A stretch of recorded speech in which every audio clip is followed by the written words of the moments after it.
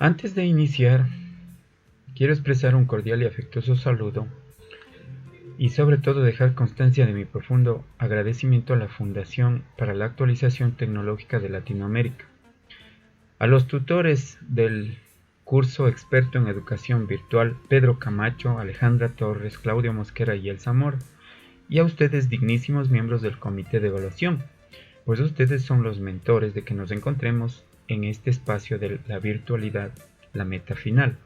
El tema motivo de exposición es el reto del docente actual. ¿Cuál fue el camino recorrido?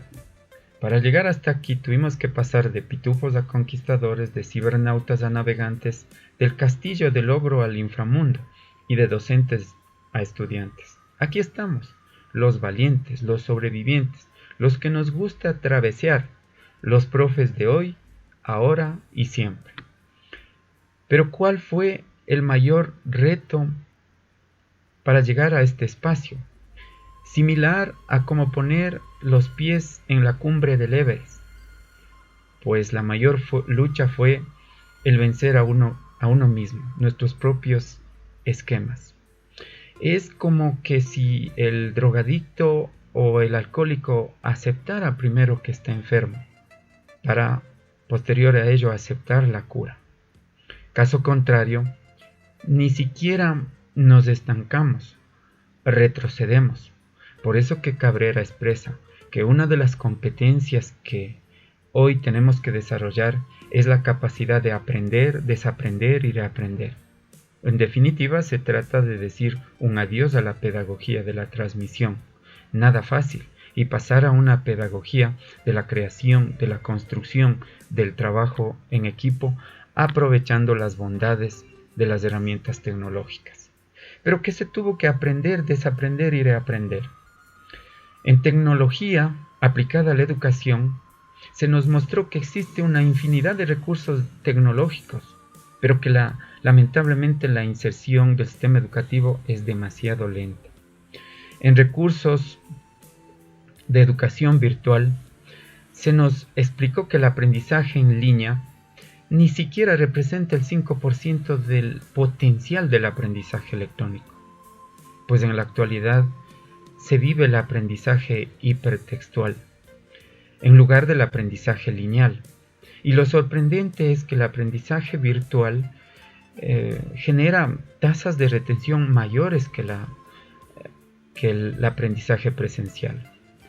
En los entornos virtuales del aprendizaje se apropió la metodología del diseño del aula virtual a través de la metodología PASIE y el diseño de los bloques cero, académico y final.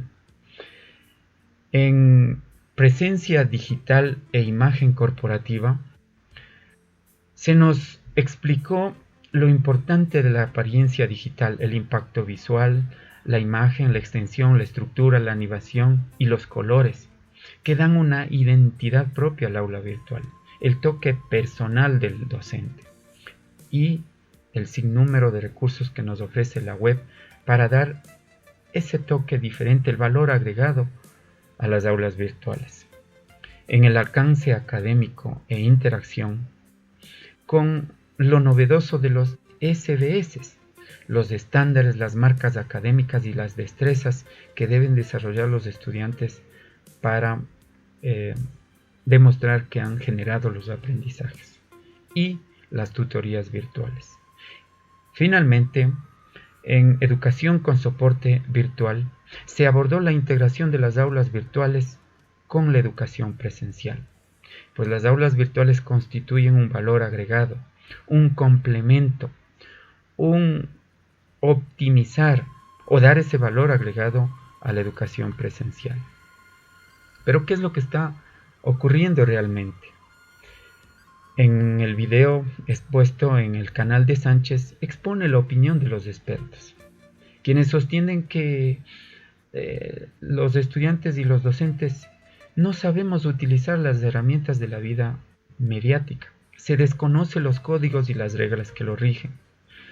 Urge alfabetizar digitalmente a adultos y a nativos digitales.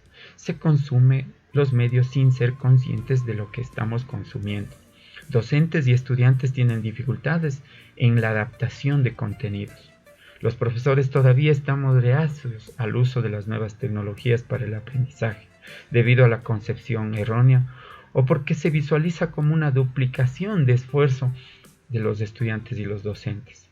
Y lamentablemente la educación en línea lo que ha hecho es duplicar las limitaciones de la presencialidad. Pero ¿qué es lo que realmente está pasando? Desde el punto de vista de quien está exponiendo, hemos asistido al menos a 3 generaciones educativas: la auditiva, la audiovisual y la digital. La generación auditiva aprendía a través del oído. El maestro tenía la última palabra y todos teníamos que estar atentos para aprender. Caso contrario, perdíamos esa vitalidad. Posteriormente se asiste a otra generación, la audiovisual. Cuando aparece la televisión, se aprende a través de la vista y del oído. Por eso es que muchos de los aprendizajes son inconscientes. No se explica el porqué de ciertos aprendizajes. Y una última generación, la actual, la digital, la de los nativos digitales, se aprende con los dedos. Entonces no puede pretenderse a todas estas generaciones enseñar con una misma pedagogía. Es aquí plausible citar a Hideo Nerechi, que sostiene: el alumno es quien aprende, aquel por quien y para quien existe la escuela. Siendo así, está claro que es la escuela la que debe adaptarse a él y no él a la escuela. Pues es obvio que la escuela hace rato dejó de ser el lugar privilegiado para el aprendizaje. En conclusión, ¿cuáles son los retos del docente de ayer, de hoy, mañana y siempre? Hacer gustar de nuestras clases a los estudiantes. Como lo dice Fadla, el reto del docente de hoy es cautivar a los estudiantes, pero desde su propio mundo, el juego. No enseñar de la forma que aprendimos. Se debe buscar nuevas formas de enseñar, aprovechando de las TIC.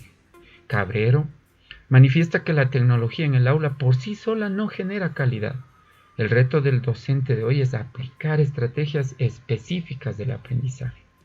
En el video Opiniones de expertos en el canal de Sánchez expresa que se debe aprender, sobre todo a buscar fuentes de información confiables, dotar de instrumentos para discernir la información. Cornella nos dice que hay que aprender una idea cada día para evitar la infoxicación. Prieto afirma: nuestra principal tecnología es la pedagogía. Einstein decía: no necesito saberlo todo, tan solo necesito saber dónde encontrar lo que me falta cuando lo necesite. Cengage afirma que el profesor del siglo XXI tiene que enseñar lo que no sabe. Nadie sabe a ciencia cierta cómo debería ser. De hecho, no creo que haya un modo único, pero sí un principio claro: adultos y niños aprendiendo a la vez. Es decir, necesitamos seguir aprendiendo, alfabetizarnos juntos, aprender a trabajar en equipo, apoyarse en la tecnología, para hacer del aprendizaje una verdadera aventura. En conclusión, el docente de hoy debe revisar sus creencias y prejuicios que no sean muros en contra de los cambios, generar nuevas formas de enseñar y aprender, jamás enseñar como aprendió, utilizar la tecnología, priorizar el trabajo colaborativo y reflexivo, promover la autonomía entre los estudiantes, acompañar en la aventura de aprender, no limitarse a dar clases, hacer que los estudiantes sientan su presencia cercana, ser respetuoso del conocimiento de cada quien y ayudar a que argumenten con razones, adoptar una postura de humildad, olvidarse de sí mismo y aprender con sus alumnos, utilizar las TICs como un medio y no como un fin en sí mismo, caminar junto al alumno, no adelante para jalarlo o atrás para empujarlo, sino al lado para apoyarlo. Son estos los retos en que realmente deberán asumir los docentes en tiempos actuales. Muchas gracias por su atención.